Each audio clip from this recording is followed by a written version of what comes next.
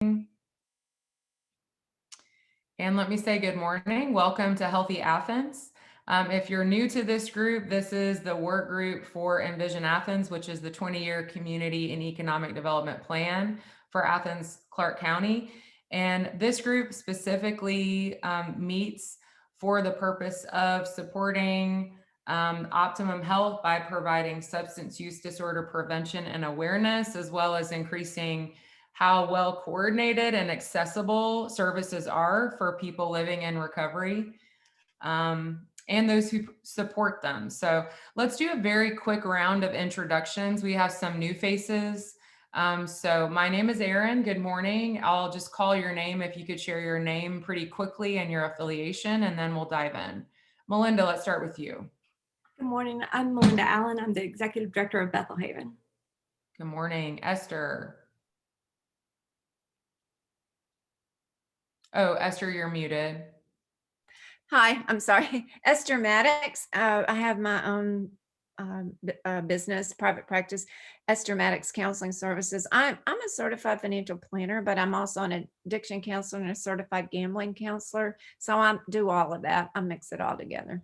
Great. Good morning. Christine. Hi, I'm Christine Bice. I'm the neighborhood leader for the Whitehead Prosperity Zone. Work for Family Connection, Communities and Schools. All right. Jeffrey Clark. Good morning. Jeff Clark. I am the Deputy Chief for UGA Police Department. Maybe some confusion. I used to be the Deputy Chief for the Athens Clarke County Police Department, but now I'm with UGA. I so appreciate the clarification. I remember that now, but I saw you and I was like, wait, he's wearing different clothes than every other time I've seen him. Yeah. Yes, I just wanted to make that clear to everyone. I'm no longer with ACCPD. So that's awesome. So you're working with Dan Silk now. Yes. And he was supposed to be on the call today. However, he got tied up in a meeting. So. Well, it's so exciting to see you, and I've loved working with you, and it's nice to have you still with us representing a different entity. So good to see you, officer. Glad to be here. Mary. Hi, I'm Mary Evans, and I'm the Director of Programs here at Divas Who Win Freedom Center. Good morning, Mary. John. Hey everybody, John Morris, Project Coordinator at Envision Athens. Tiffany. Hello, I am Tiffany George. I'm the Executive Director at Family Counseling Services of Athens. Emily. I am Emily Harbin. I'm the Minister to Students and Young Adults at First Baptist Athens. Thanks for joining us, Emily. Welcome. Thanks for having me. Meg. I'm Meg Bramlett. I'm a student at the College of Public Health and the doctoral fellow for the Athens Wellbeing Project. Larnie. Good morning, everyone. My name is Larnie Mccarver. I'm the admissions coordinator at Acceptance Recovery Center. Judge Sweat.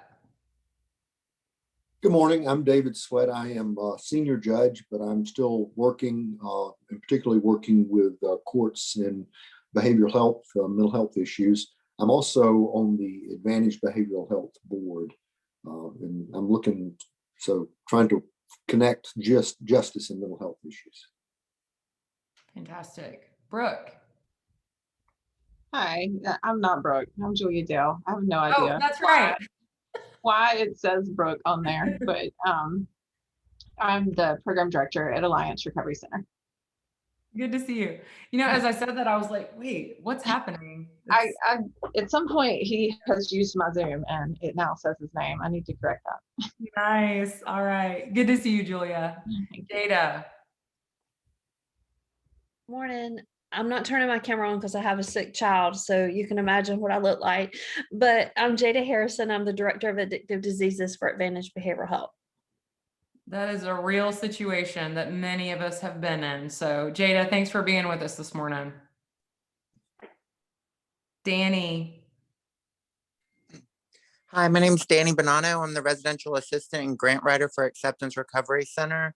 and I am also on the board of directors for Athens Queer Collective.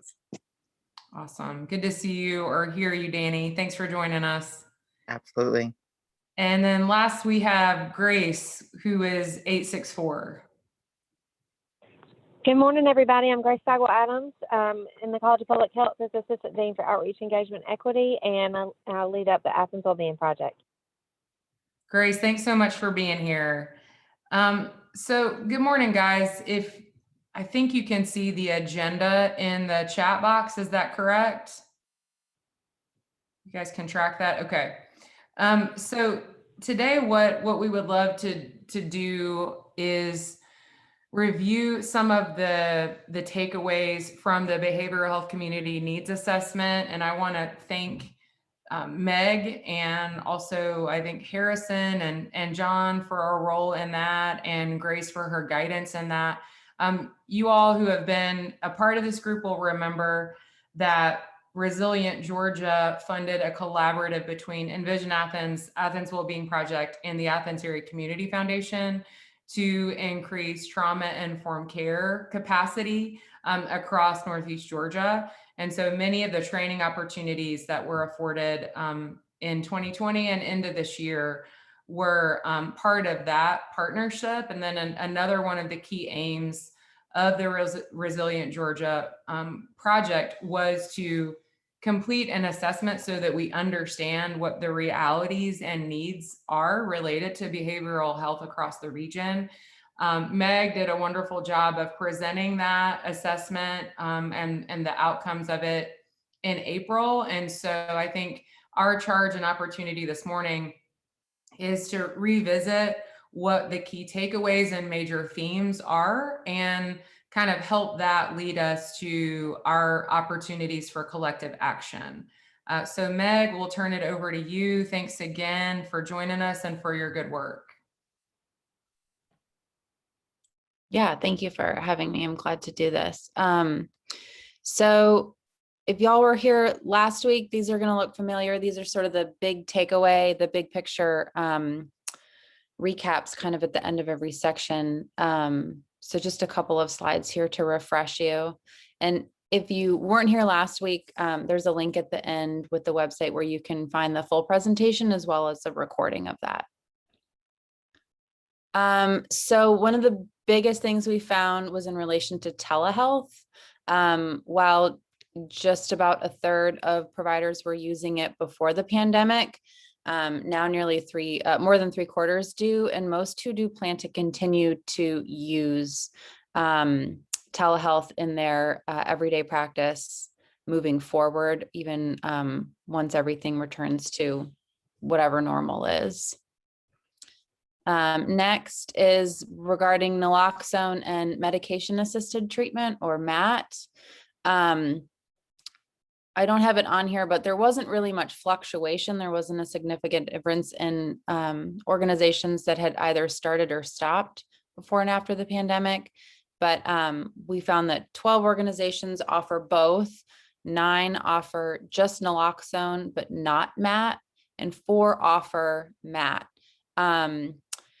21% of the organizations who don't offer said that they, the medication-assisted treatment, said that they were willing to engage in it. And y'all may know this, but just to give you kind of an overview, the difference in the barriers to providing naloxone as compared to the barriers to providing medication-assisted treatment are really, really different. Once you've started providing MAT, it's easier to keep it up, but the barriers to entry are pretty difficult. The barriers to providing naloxone are significantly lower. So that's typically why you'll see more places providing that service. And then lastly, if you go to the next slide, there were a lot of responses having to do with the client side about, fear and isolation and depression. And a lot of these, it really validated a lot of things that you probably had thought were true, increased in a lot of different behavioral and mental health issues. But we on our side can't really control that. So what we looked at more was what people were saying in regards to their staff and their organization. So we also found a key takeaway to be morale was an issue. People were still motivated, and the responses we got were long and very thoughtful, which we're so grateful for. But a lot of people did mention these: isolation, burnout, self-care, feelings of being overwhelmed, a desire for recognition, and compassion fatigue. As you all know, you have to take care of yourself before you can take care of others, and giving to others takes a lot of yourself. So compassion fatigue was mentioned by name specifically, and it was absolutely an overall theme, even if people didn't use those words specifically. So those are kind of the three buckets that I think Aaron and Grace and I and John had talked about discussing today. And again, this is hyperlinked. We can send out the slides afterwards, but in the Athens Wellbeing Project website, both these slides and a recording of last month's full presentation are available for anyone who missed it. Thanks so much. Can we go back to the telehealth slide then and just kind of talk through these? Yeah, so I know it's a little bit awkward to talk while the screen is shared, but I just wanted us to have this in front of us and kind of start here, just in terms of how important telehealth was during COVID. And I would just love to hear feedback from this group regarding, if you were part of an organization that provided telehealth, if you noticed, important gains made, or what the positives were from telehealth, and if that's something that you plan to continue to do. So let's go back to the group now that we've seen that point again. So what thoughts do you all have about telehealth, the importance of it, if it's something that is important to continue? And then the obvious, I guess, connected question is, do you have the resources to continue it? Starting with Tiffany. Yes. So prior to COVID-19, we hardly ever did telehealth. Like, it was a rare occasion, situation, usually with college students being at home, kind of thing, or people that were homebound because of medical issues. So it wasn't something we commonly used. However, at the beginning of quarantine, I made sure all of our staff were thoroughly trained on telehealth. That was our first step. Everybody make sure, if you haven't already gotten your telehealth training, get it done. If we wouldn't have switched to telehealth, we probably would not be around.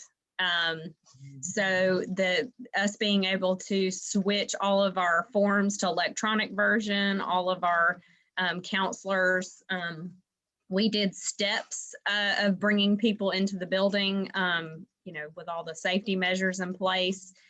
So that has been just steps and steps and steps. But we went from providing no telehealth to being about 90% telehealth. And so that was a very big shift. It was hard for everybody to get used to the technology. But we did it. But if we wouldn't have had telehealth, as a counseling agency, that's the service we provide. So without being able to provide the service, then we're not around. So we needed to do that. So after pandemic, our counselors are very adamant that they would like to keep some aspects of telehealth, even as we go to some in-person, even different people's levels of comfort with providing telehealth services, with people not sure, have they been exposed to someone in the last 2 weeks? We wondered about questions about, should we ask people to vaccinate? All of our staff at this point, but I think 1 or 2, all of them have been vaccinated. So we are moving more toward some in-person sessions. But we still have a few therapists that are completely telehealth. Yeah. Thank you, Tiffany. I thought I heard someone, so I was just waiting a second. And clearly with, and Tiffany, just to clarify, you represent family counseling. services. So clearly, if you guys didn't adapt to telehealth, then you really didn't have some of the services here are a little bit more varied. So in the case of telehealth training, is there a specific training that you guys experience, and can you kind of link us to that for those who might not be as familiar with it? Sure. Licensed clinical social workers, licensed professional counselors, licensed marriage and family therapists, we are required to have telehealth training now. The state board, that's one of our requirements, and it's 6 hours. And so we had a lot of people that had just taken the telehealth training already, or had taken a few hours of it, but we made sure that everyone had at least their 6, if not a refresher course, before going on. And then we've had to constantly keep up with the state of emergency, what our local government's doing, what the federal government's doing, to ensure that we're complying with all the rules and guidelines, as some of the licensing boards have adapted to where they allow us to have our continuing education, via a video platform, but it has to be some of those have to be live.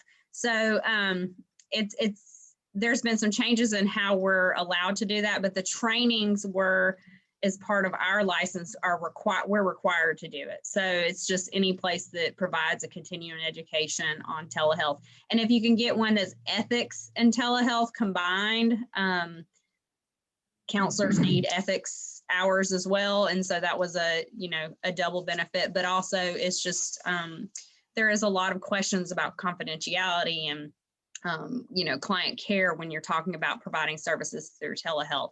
So you have to have, if this person is, you have to have, your license has to be in the state of the client. So if the client is in Georgia, you have to have a Georgia license. If the client's in Florida, you have to get a Florida license. And so each state has their own different rules, but telehealth is not right now across state lines. We are trying to, there are lobbyists in the government trying to change that so that we can have telehealth across state lines without having everyone to be certified in every single state. Mm-hmm. Thank you, Tiffany. Any other experiences with telehealth that you guys would like to share? Erin, I'll speak on that. Kind of just echoing what Tiffany said, is we really weren't doing much telehealth at all. And we were not at a point that we were fully paperless. And we went from when I got here in April, moving to 100% telehealth. We currently are about at 90% telehealth, and look at continuing that. We're using a platform called Theranest. And with Theranest, it allows us for all of our documentation to be in there as well. It allows for your billing to be done through Theranest. And so it's just a wonderful platform if anybody's looking for any type of therapeutic platform to use. We also use a phone system called iPlum, and iPlum allows any of your employees to use their personal phone, but then to encrypt their number. And so that way, then when you're away from the office, you don't have to come up with a whole new phone system. So, and it's very inexpensive compared to some of the other systems that are out there. So coming up with kind of that new technology, the most expensive part was that Theranest component. If you're looking at something pretty pricey, it was very costly. It was the largest impact that we had. And then really, then we're looking at there was kind of that delayed pause where you looked at a drop where the services, just that transition period for clients getting used to then adapting to telehealth. And now we're looking at that increase of need because of the increasing anxiety and depression and substance abuse. And so we're seeing that rise. And as that rises, we're then having to increase the amount of providers and counselors that we have. And so what we're doing at Bethel Haven is that we are continuing to maintain at the amount of telehealth that we're going to have at 90%, and then also utilizing our interns in-house as well. And so just doubling the size that we're at capacity at Bethel Haven, so that we can service the community. And so knowing that in a year's time to double our capacity is just something that I can tell you on our end. And then knowing that you have to come up with funds to be able to serve at double capacity. I think probably a lot of people on this call can feel that right now. That wasn't necessarily what was happening in the beginning of the pandemic, but it is occurring now. So Melinda, I think you're beginning to answer this question, and I want to also acknowledge Christine's question from the chat, which is a really good one and related. Is it your, and it might be hard to know, is it your experience that telehealth has actually increased accessibility so that more people who might not be available to or willing to attend in-person counseling previously are able to engage in telehealth? Or is that maybe more a function of the stress and strain of COVID and just increase in the need for counseling, period? Some of both? I would say some of both. I think it definitely is. It really makes it possible for some of the counties where a mental health facility was not within 20 to 50 miles, because we're talking about counties that are maybe not within our 18 county circumference that are now accessing our facility perhaps. And I think if I comment on that, but that's what we're seeing. We have people as far away as Macon, even further than that are accessing our services now due to telehealth. Mm-hmm. Which is that's huge, a huge gain. And then related to that, I think is the other side of the same question, which is, does the technology or maybe access issues with technology, has that made it challenging for some people who were engaging in counseling who couldn't, for whatever reason, make the technology work, or they didn't have access to it? Tiffany? For sure. A lot of, we just assume that everyone has internet and smartphones. So that's not always the case. We also work with older adults that aren't comfortable with technology. Maybe they don't even use an email. And so, we've just adapted different things. We put a drop box outside of our building so that people that didn't feel comfortable with sending their stuff electronically could put it in a confidential locked drop box.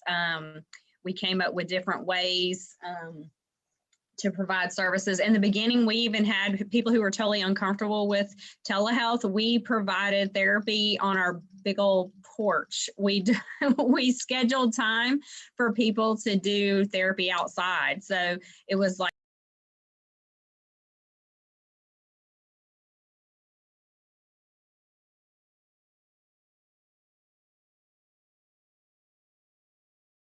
and it could protect the client's confidentiality. So we were very creative in trying to figure out how we could serve all those different types of folks.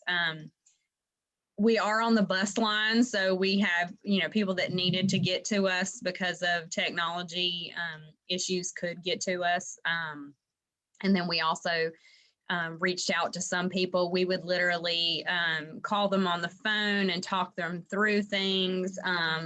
And then we've always had counselors that were just willing to see people in person, like if they just needed to. We just provided the social distancing and all the safety procedures, masks and stuff. So we didn't stop doing in person.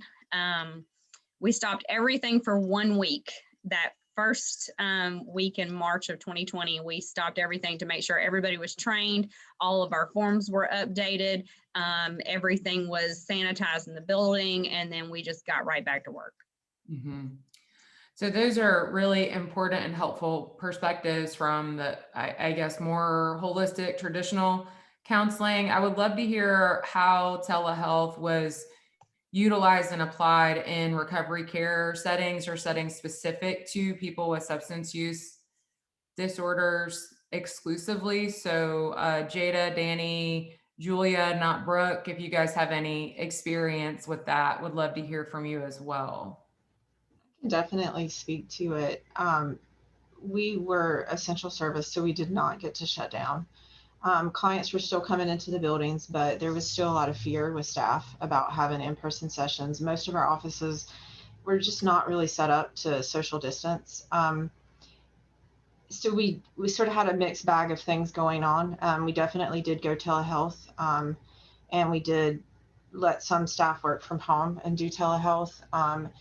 It did create some access issues that sort of went both ways. Like in some ways we had more access with some clients, and then in other ways, like we had totally no access because their phones weren't dependable. They didn't have internet. Like they were literally trying to set up an email. Things were not working. So you would spend the whole hour you set aside to meet with them to try to get them connected. We've had similar issues with trying to do virtual groups. Mostly the people who are attending virtual groups are mandated. And so they have a lot of motivation to do that.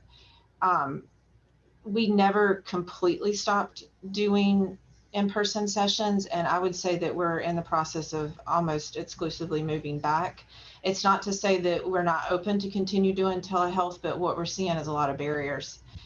It could speak to our clientele, but even on my caseload right now, I'm not seeing anyone that is a medication-assisted treatment telehealth exclusively anymore.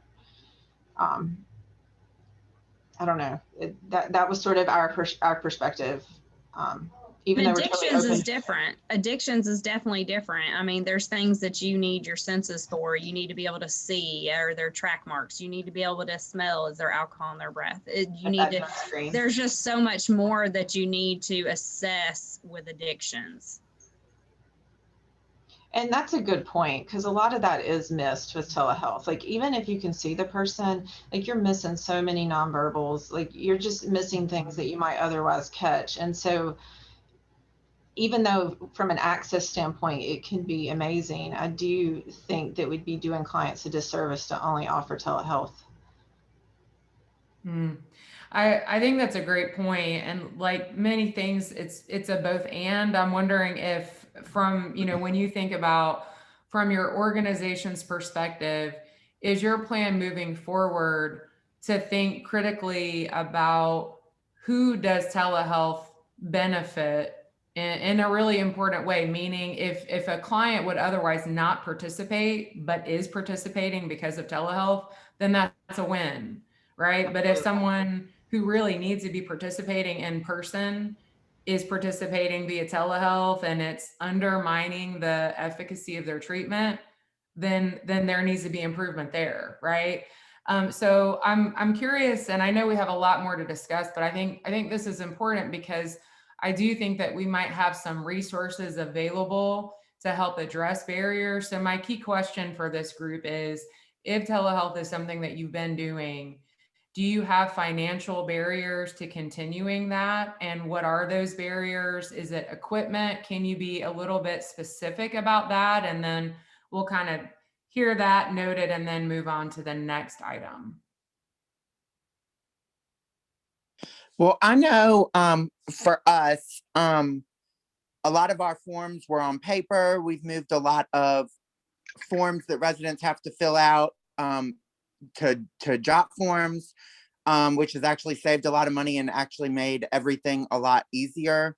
But for us, as far as the groups go, we did move 100% virtual, and we are now in the process of moving back to live interactions just because we felt like the quality of our services were being affected by being virtual, especially with people in early recovery. It's hard to keep 15 to 20 people paying attention all over the facility connected on a phone. So there are things that we are going to continue to do as far as forms. The staff, we utilize virtual meetings still, but as far as with the clients go, other than forms that they need to fill out, we've kind of started working our way back to live interactions. Danny, will ARC continue telehealth in any form that you're aware of? I mean, we do still have a couple of groups that are virtual, and we do still utilize it for some like one-on-one counseling that takes place. But for the most part, I think, you know, our services are most effective face to face. I hear that well. So I saw some nodding heads related to cost associated with telehealth and barriers that we might be able to address if able to secure or allocate some funding. So can we kind of pretty at a good pace talk through those and then move on to the MAT naloxone conversation, starting with Tiffany? Yeah, we had to, of course, increase our internet speed. So we had to increase our internet bill.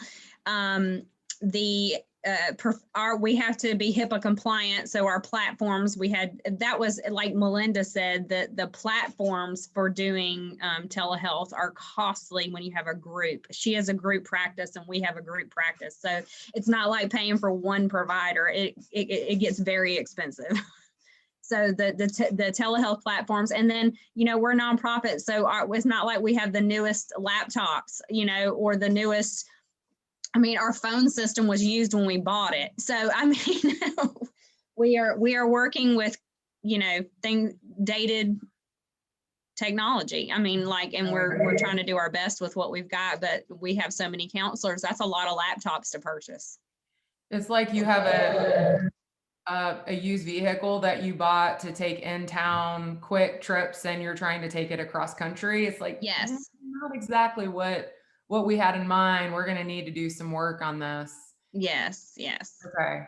So other than the telehealth platforms that are required and the actual technology itself, are there any other financially related barriers to continuing telehealth that you'd like to note before we move on?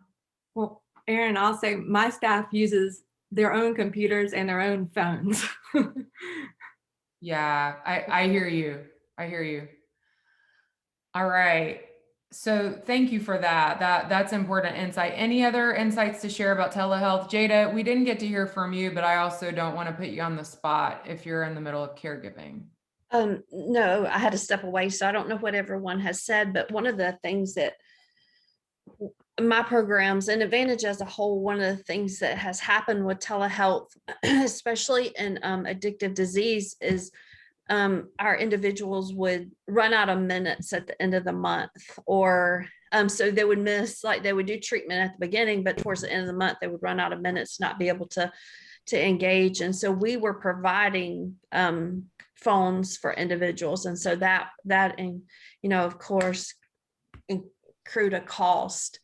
But if you think about for the outpatient clinics, they would schedule an individual and then the individual will not show. So it costs on the back end. So not necessarily on the front end, but if you're paying a clinician to see 8 people a day and only 4 show, and this happens in person as well, but it happens in telehealth, that accrued an expense for us as well. Are no-shows more likely in telehealth than in person? I haven't ran the data to say for sure, but I would say it is equal or greater than. Yeah, and that is definitely a financial burden, right? I hear that. And one that's kind of hard to cover cost-wise. You know what I'm saying? It's hard to get funding for that type of staff time. Absolutely. Yeah. Grace or Meg, is there anything you wanted to add to that regarding telehealth before we move into the MAT naloxone aspect? No, not on my end, Erin. I think we've gotten the information that we need, so we can keep moving. Great. Okay. And Allie, welcome. No worries. Good to see you. We just did kind of the key takeaways from the behavioral community health needs assessment, talking about telehealth. And now if we could screen share again on the slides related to naloxone and MAT, just to kind of refresh everyone's memory on those points. Thank you, John. So, you know, if you've been in this conversation with Healthy Athens for very long, we've had a lot of partnership and efficacy around naloxone access, and special thanks to Access Point for their lead role in that, as well as the support of many people on this call. So I think as we look at these points regarding availability of naloxone and MAT, the key question that I would like to pose is the current supply of naloxone and the current availability of MAT sufficient for the community needs? So again, the question is the current supply of naloxone and the current availability of MAT sufficient for the community's needs? And this is a regional assessment, but for this conversation, the question is specific to Clark County for today's call. So let's go back to the faces. Thank you, John. So would love your feedback, especially those of you who work in this day to day, your sense of, especially based on these data points and kind of your local anecdotal experience. Are we at a point where naloxone is accessible enough? Are we at a point where MAT is available enough? So let's start with naloxone.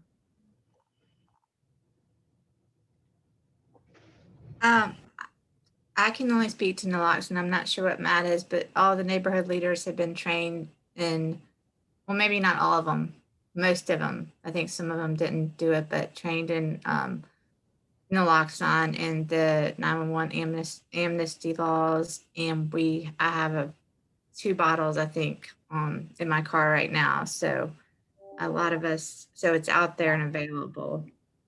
That's awesome. Christine, thank you. I work at a medication assisted treatment facility, but we have access and we always have it to give to clients when they need it. And I've not felt like there was a shortage. I mean, there's been times that I've like requested it and waited to get it, but it wasn't a situation of not being able to. Mm-hmm. Well, we've done a lot of tactical work in this group to think both broadly and then kind of narrowly in a pragmatic way. Where is naloxone most needed? Where is it actually likely to be used and not wasted? Because it's also a costly intervention, right? If you're looking at the nasal and inhaler kit. And so John and many of you were really critical partners, and especially Allie, in helping determine where we would do outreach. And John, can you give just kind of a quick summary of some of the gains and folks who adopted naloxone and were trained? Yeah, sure. I know we've definitely seen an increase in homeless services. There are a number of homeless service providers that already carried naloxone and do those things, but I think there are additional organizations that work in homeless services that were able to get trained either with Allie or through the virtual training and carry it now. I think there's also been partnerships with like the Salvation Army, for example. They didn't carry it, and they do now. There's been a lot of conversations around it that I think have ultimately brought a lot of awareness to it. I know like Danny and some others and I had a conversation with the Best Western not long ago, who housed an Advantage program as well as a program with the Athens area homeless shelter through their motel about carrying naloxone on site there. So I know there's been a lot of conversation and following up with folks who are interested in either carrying naloxone or having it ready. But really just, I think the community education piece of bringing a lot of attention to it has been excellent and awesome. And a lot of that is being able to just refer people to Access Point and having such an awesome provider of that who's doing the service regularly in the community has been great. So, and that's of course thanks to Allie and their team over at Access Point. So the gains made and having it available to PBJs, Backpack Project, Salvation Army, Family Promise, and then growing into maybe more non-traditional access points such as Best Western. Those are great gains. Also want to thank Divas Who Win for hosting Access Point and that activity. Allie, I would love for you to speak to this, just your sense of if we're at a good point with naloxone being accessible, and also if you could answer the question of if our community supply of naloxone is adequate, or if funding were available, if we would need to find support for more naloxone itself. Okay. I think I'm kind of pleased with everybody that's reached out, and it really does seem like there's enough. I mean, dare I say, there's probably someone that needs one, you know, but I do feel like as a whole, we've been spreading it around like crazy. And I love that GOP made that online training. That has just made things so much easier. So I hope you guys have had, you know, good feedback from that. It's actually more thorough than the ones that we do in person. So I really like it. Great, Allie. Danny, do you have anything to add from the ARC and your perspective? No, I think everybody's covered it. And then what about supply? I feel like that is a bit of a fluctuating reality. Sometimes it seems like we have a lot, and then other times it seems that we are more careful in rationing it. So is funding or financial support needed for actual kits at this point? So I would rather get specifics from Georgia Overdose, but I can estimate and or just say that, you know, we seem to have plenty right now. There's definitely times where we don't get as many nasals as people would want. We still do have some, but we have a ton of the intermuscular form too. So, I mean, I have bags and boxes in my basement right now. So we seem to be pretty well stocked, and, you know, we can definitely share. Right. Yeah, and I think that's a good and a bit of a complicated point, because then you get into are people willing, and if hard pressed, will they use that, or will some folks who are less familiar only use the nasal kit? Allie, would you mind to follow up with Georgia Overdose Prevention Council and just kind of get a sense of the supply realities? Because I think if there is need for increased supply overall, or if our reality is we have enough of the injectable kits but not enough of the nasal, we might be able to find resources to support that cost. Okay, I'll ask for sure. Okay.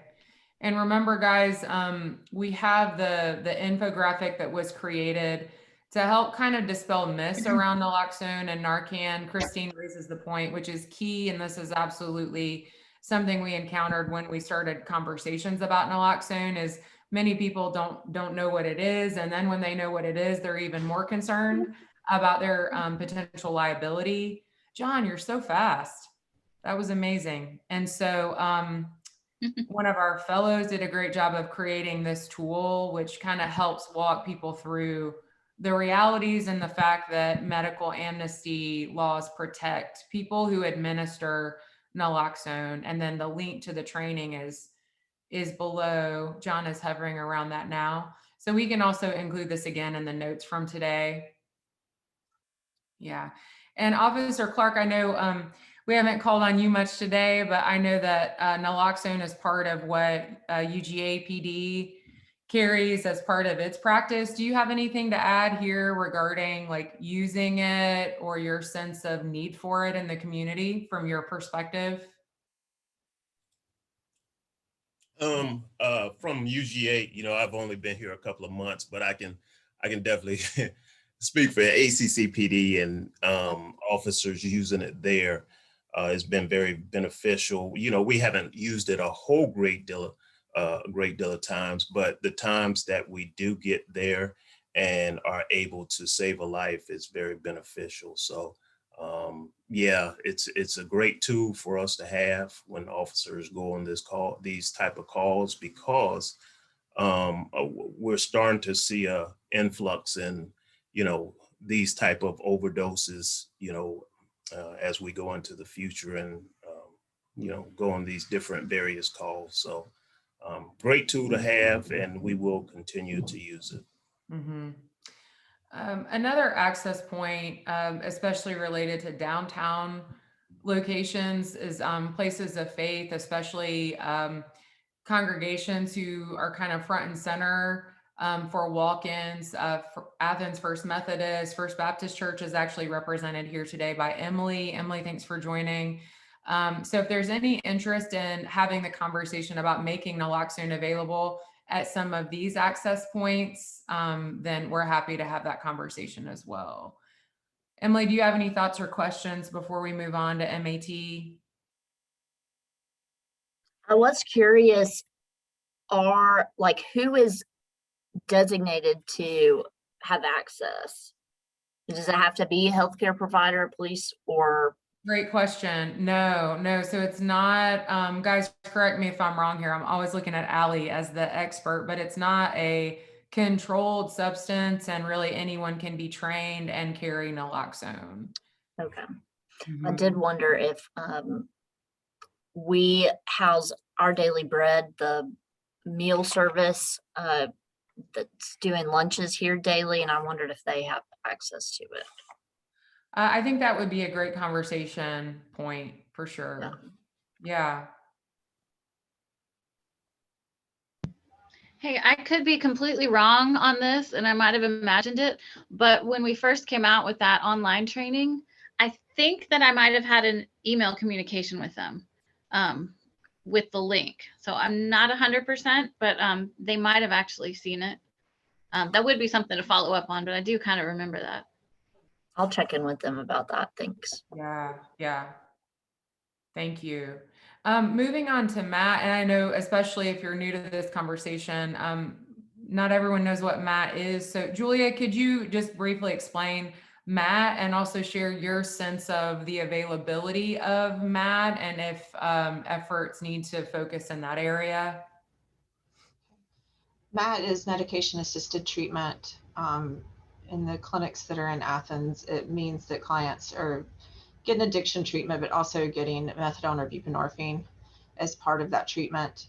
My sense on whether that there's enough in the community, I mean, right now we have open spots. In the 7 years that we've been here and open in Athens, we've went from client 1 to client almost 400. So we're definitely feeling that. And like in 2020, we took in 350. Well, we did 350 intakes. So if that gives you some sort of sense of like the need, and we're not the only clinic in Athens. I mean, Allie's also has a clinic in Athens. We do currently have spots, but we are most certainly thinking about access and like what that means for the community as, you know, we grow, because literally during COVID, because we were not using our group room, we put offices in our group room to incorporate the influx of clients. So we're not quite ready to do in-person groups yet, but even if we were, we couldn't. So, you know, we're not necessarily throwing a waiting list yet, but to say that by the end of the year we couldn't be close, that could also be true.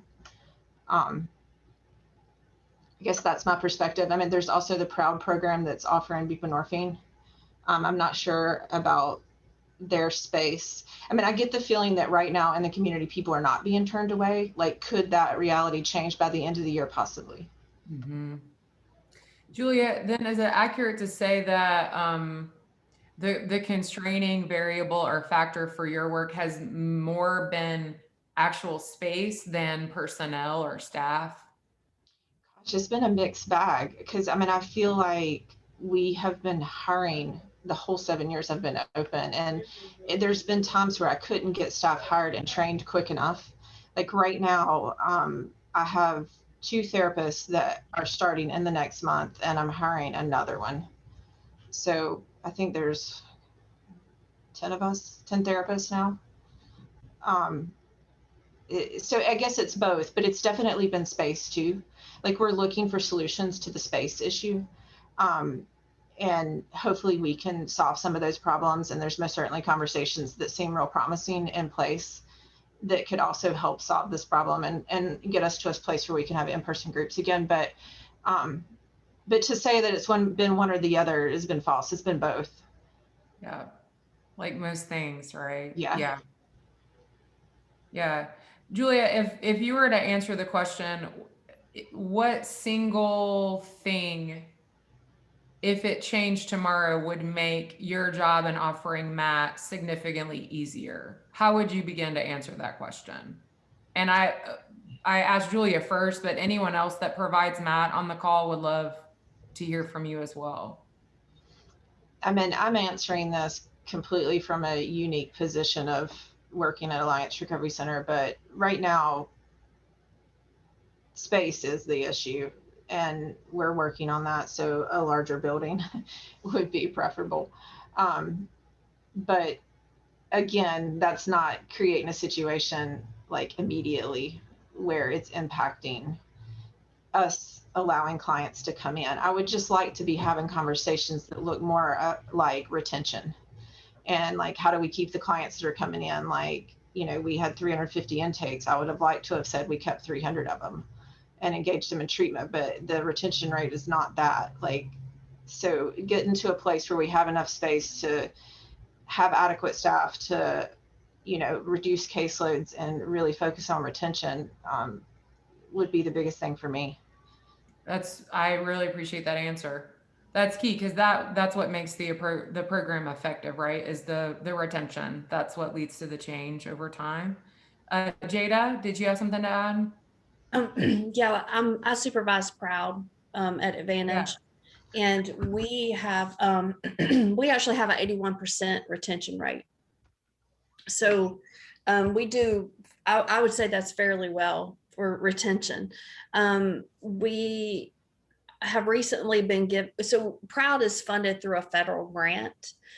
And because we, of our numbers, the DBHDD, they keep providing us more funding for the grant. So basically the funding goes out across the state of Georgia. And if other agencies aren't utilizing the funding, then they'll take it and give it to the ones that are. And so they've been giving us funding for the past 3 years. They've been increasing. So they've increased us to 200. We can take in 200 individuals. And we already have enough people on our planning list to take in those 200 and more. So right now we're serving 175. So I think for us, there are more opportunities.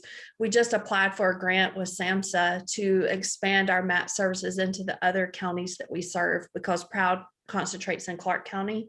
So we're hopeful to get that grant so that we can take it out into the other counties, because there's such a need in other counties other than Clark County. I know this is focused on Clark County, but I was just sharing that. Yeah. So we're hopeful to get the SAMHSA grant. However, Virginia Dixon at DBHDD is supporting us if we do not get that grant at giving us more funding so that we can go into the other counties through the federal grant that DBHDD has. With our grant, it pays for the medication. And so it's no cost to the individuals, but where we come into barriers is there are people who become stabilized and acquire jobs and acquire insurance. And we try to send them to other providers so that we can take in people who don't have insurance, so that we can pay for everything through this grant.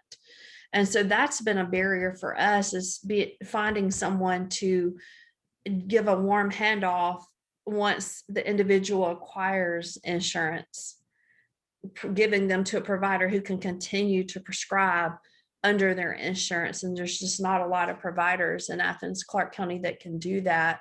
I saw an article come out where they're releasing so MAT providers have to have so many hours of training before they can get waivered. And so they're waiving that training for providers.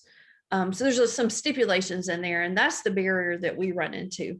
When people get stabilized, get insurance, then who can they go to continue prescribing the medication? Mm-hmm. Thank you. And Judge Sweat raised an interesting and really important question that we've discussed in the larger sphere of disproportionality and how people of color are typically underrepresented in recovery spaces. Do we have any insights on if that is also true in the case of Matt? So maybe just Jada, I see you. Yeah, it is true for us. We have a recovery coach that is of color. We were hopeful that would help, mirror for us. But it is an area of concern. And in the SAMHSA grant, we had to write in there specifically about the Latino and Black populations, how we were going to outreach. But that's a barrier. And in any treatment just because of cultural considerations. And we at Advantage, we're trying to be intentional about that and consult with, I think DBHDD has started reaching out to faith communities to be intentional. And so we want to we want to partner with them to also go into that direction, because we believe that that's being intentional and is how we're going to help get information out to communities. So it is a barrier. Other people might have more information. I just know what we've been working on. Yeah. I appreciate that answer. And unfortunately, I think that's what we anticipated, and just thinking through how both the recruitment, the reception, and things along the way, what special considerations there are, as you know, the goal is to reach people from different backgrounds effectively. Jada, we have some good connections to faith leaders through Envision Athens. So if you want to follow up with me, if and when you're ready, if you need any support there, you may already have the strong relationships, but happy to help there. Oh yeah, absolutely. Thank you. Christine, thank you so much. Neighborhood leaders are a phenomenal resource in the community. Do we actually have in the way that we have an infographic tool for naloxone, does that exist for Matt? I do realize that Matt is a bit different than naloxone in many ways. Is there a kind of a single 1 or 2 pager that gives an overview of Matt that would be an effective information building tool for the community? So I can't think of one offhand, but I think that might be something that we could, get together and come up with. Okay. John did a really good job on the other one. I can thank Savannah. We had a community development fellow who actually just finished with us. The semester closes, Savannah, and she did an excellent job. And I just was the mediator between emailing people. So credit to her. Yeah, and in a couple of weeks, we'll have some additional resources in that vein. So why don't we add that to the list of things that we can work to provide? I know we're closing on the hour. With your permission, I'd like to continue for about 5 more minutes, if that's okay. If you need to sign off, certainly understand. And probably should not have left morale to the end of the conversation, which means that we tend to rush the thing that's last on the agenda, which almost proves the point, right? So it's easy to put that last on the list. So guilty as charged there. And I know we could probably spend a very long time talking about this, but I would love to just hear from you. We've discussed in this space and other spaces all of the challenges of the year. And that was really clear in these assessment results. Do you all have any requests or inputs in terms of what are things we could do collaboratively together to kind of come back together again safely and engage in like self-care and collective care, at least within this community? So would love your thoughts on that before we sign out for the day. I would love to see, and I don't know exactly how to do this, but really promote the vaccinations, because I don't think that we're going to be successful in getting back together if we don't have a lot more people vaccinated. And the misinformation I'm hearing every day, it's hard to hear, but I wonder if there's something that we could do to kind of promote the safety. And I don't know, just thinking. I hear you. Christine? Oh, well, so neighborhood leaders are doing that. We're having a partnership with the public health department. Actually, there's a major vaccine clinic downtown today from 11 to 7, and neighborhood leaders are going to be canvassing for that. But if any of you guys need vaccinated, or if you want to share that information, then it's right outside City Hall today from 11 to 7. No insurance required, no documentation, and that sort of thing. Mhm. Christine, thank you. Feel free with any upcoming events that are related to vaccine provision to share with the group, and we're happy to push out in our networks. Yeah, thank you for that. And there have been a lot of efforts in this area, especially for folks who are underrepresented in terms of getting the vaccine. There was an event, I think last weekend, that I attended at Triangle Plaza on the east side with Travis Williams, where some folks were vaccinated. But I hear that. Allie, you actually had an announcement, I think, related to vaccines. Is that correct? Yeah, I don't know if it's an announcement, but maybe a plea. So we ended up, we're vaccinating our patients and ended up getting double the amount of vaccines that we ordered. So there's no possible way that we're ever going to get through these if we don't do some kind of outreach. They also took a really long time to get to us, like 2 months. So in the meantime, a lot of folks were already vaccinated, which is good. But now I'm kind of stuck with what do I do with extra doses? So I just wanted to see if anybody has an organization that if you think that we might be able to bring staff to you and maybe target, a larger group of people, or it doesn't have to be a lot, but I mean, we would definitely be open to organizing that. If you want to reach out to me, my email is athensclinic@hotmail.com. And we can talk about it. But I just wanted to throw that out there, that the thought of these going in the trash, or being unused is kind of hard to swallow. So anything that we can do. We've been talking to Alliance. We might go do some stuff over there. I know Advantage is really good about doing some outreach too. I don't know if they're in the same boat as us with like lots of extra. I doubt that it's just us. But we would like to help. So if anybody wants some. And an example of a connection, Allie, I know you got connected to Emily Fink with the service industry, who you already know or knew. But thinking of just people groups that for various reasons may not have just been able to get to the vaccine yet, and connect those people to Allie. So I know we're out of time, and I don't think it's actually. Question for Allie, right quick. Yes, go ahead. Which vaccination do you have? Is it the one shot or Pfizer or Moderna? So we have Moderna. So if we did come out, we would, arrange a second date to come out 4 weeks later and give the second dose. Okay, thank you. Good question. So as we start to close out for the day, I was just kind of thinking it probably won't help your morale to make you late to your next engagement or to delay your lunch if you're as motivated by food as I am. And I also don't want to rush or skate over an important question.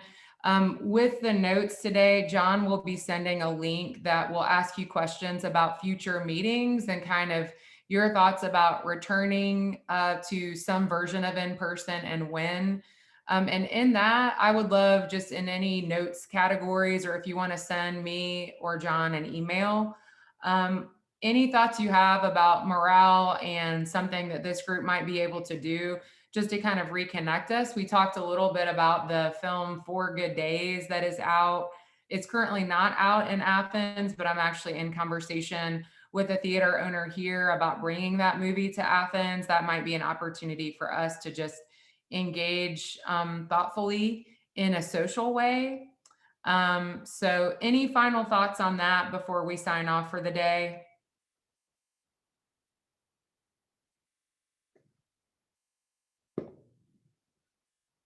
All right. So thanks for this really helpful discussion, guys. And we look forward to seeing you next time. Be safe, everybody. Take care. Thank you. Y'all be well. Thanks, Judge.